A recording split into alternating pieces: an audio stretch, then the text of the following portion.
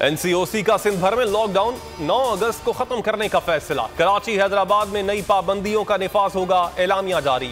Schools के इम्तिहानात से मुतालिक वज़रा तालीम इजलास में फैसला होगा। इजलास में 9 अगस्त के बाद सख्त SOPs के इत्तलाक पर जोर।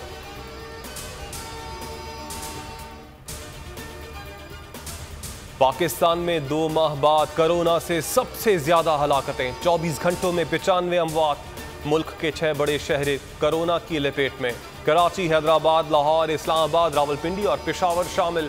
कराची में कोरोना केसेस में 3% कमी, शरह 21% हो गई। आज़ाद जम्मू कश्मीर में कोरोना की शरह 26% तक जा पहुंची।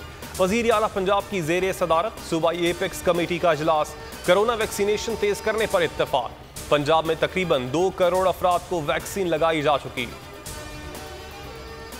लाहौर में वज़ीर आला पंजाब की मौजूदगी में सूबाई वज़ीर असद खोखर का भाई कत्ल। मरकजी मुलजिम नाजिम के बाद साथी उमर भी गिरफ्तार। नाकिस सिक्योरिटी का इल्जाम। पुलिस स्पेशल ब्रांच और वज़ीर आला ऑफिस एक दूसरे पर मरबा डालने लगा।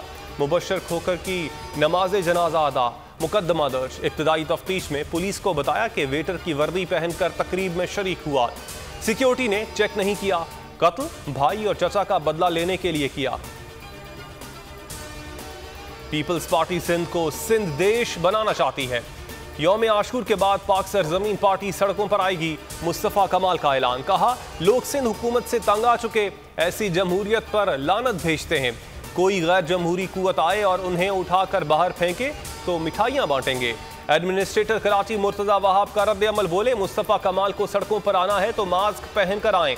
इस वक्त सियासत की नहीं, सेहत की जंग है।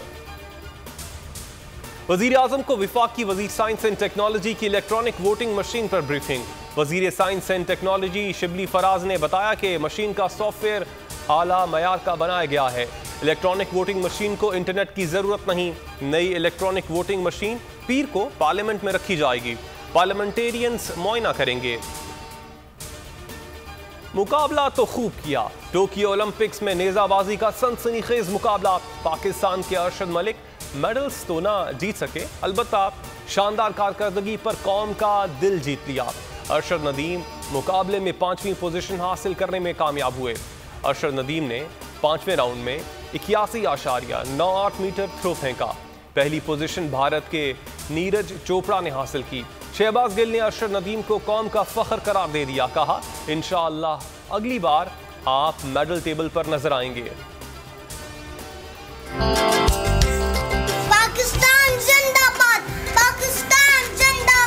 We are thankful to Allah that He gave us such a beautiful homeland, and we promise Him that we will save it. और मुल्क भर में आज़ादी का जश्न शायान शान तरीके से मनाने की तैयारियां। अहले वतन इस साल भी मनाएंगे भरपूर आज़ादी का जश्न। बोल के संग लगाए नारा जिंदाबाद पाकिस्तान का।